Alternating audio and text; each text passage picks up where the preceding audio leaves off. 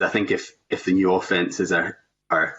being created, on one hand, there needs to be similar level of defences that enable that balance to be struck rightly. I think the second point would be the need in all of this to have absolute clarity on what this bill is trying to catch and what the bill is not trying to catch. And so again, we would agree in terms of the dangers around what are the definitions of some of the key words, and we just associate with what Hardeep has just said on some of those questions. I think there's a question in our mind around inflammatory material and around the view to communicate that, and at what point does possession become a view to communicate, and how is that proved? There's a question in our mind around the dwelling place defence, and we appreciate there are two sides to that, but there's a question there around could those two things be put together to potentially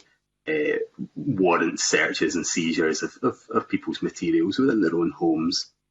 And then I guess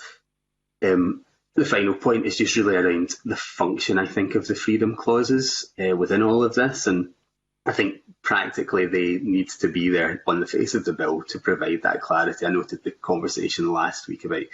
Article 10 and to what extent are the freedom clauses needed. But I think where we're looking for greater clarity on the offences that the bill will catch, we need that clarity in terms of the defences that are there in the freedom provisions. But also there is an important, perhaps I don't know if symbolic is the right word, but perhaps an important function of sending a message that I think having the freedom clauses on the face of the bill does, where just as the stirring up offences are there because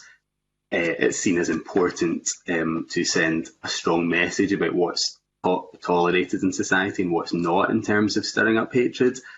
So also I think if we're all, which I think all of us on the panel would agree with, want to protect the principle of freedom of expression, so also that